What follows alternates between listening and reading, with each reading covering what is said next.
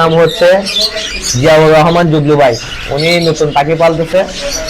উনি আমাকে বারবার বলতেছে, ভাই হ্যান্ড ফিডিং কিভাবে করেন। হ্যান্ড ফিডিং করার কারণে ভাইটি পাখি পালে না, এই সাইজের টেম্পারটা ভাইটি পালতে পারে না। আজকে শিখতে আসছে কিভাবে হ্যান্ড ফিডিং করাইতে হয়। তো ভাই দেখেন, ঠিক আছে। আসসালামু আলাইকুম ভিউয়ার্স, আমি শিখতে আসছি দামপাড়া বাসা থেকে হ্যান্ড ফিডিং কিভাবে করাইতে হয়। এদিকে আসেন, একটু দেখাই ভাই কিভাবে হ্যান্ড ফিডিং বানাবেন এবং হ্যান্ড ফিডিং করবেন। ধরেন ভাই, এটা হাতে রাখেন। প্রথমত হ্যান্ড ফিড নিতে হবে। এটা যেহেতু বাচ্চা, তাহলে এটাকে প্রথম গরম পানি দিয়ে তারপর হ্যান্ড ফিডিংটা দিতে হবে, না এটা বাচ্চা ঠান্ডা লাগে যাওয়ার সম্ভাবনা বেশি থাকবে। 1 চামচ পরিমাণ হ্যান্ড ফিডিং দিবেন, ঠিক আছে ভাই। পানিতে দিয়ে দিবেন।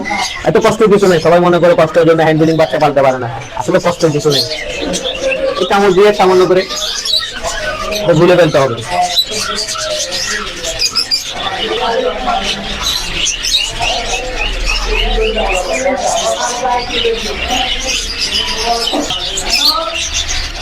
করে নিতে হবে। আপনার হাতে দেখাবো কিভাবে হ্যান্ড ফিডিং করাইতে হয়। আগে নিজে নিজে খাবে, খিদে লাগবে।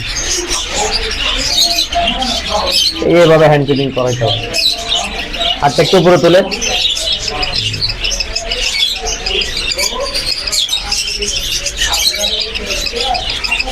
আস্তে আস্তে করে খাওয়াইতে হবে।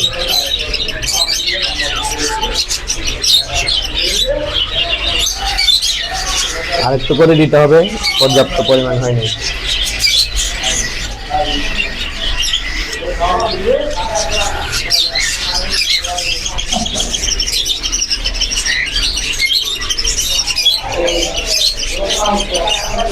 মাশাআল্লাহ, খুব ভালোভাবে নিচ্ছে। Thank you.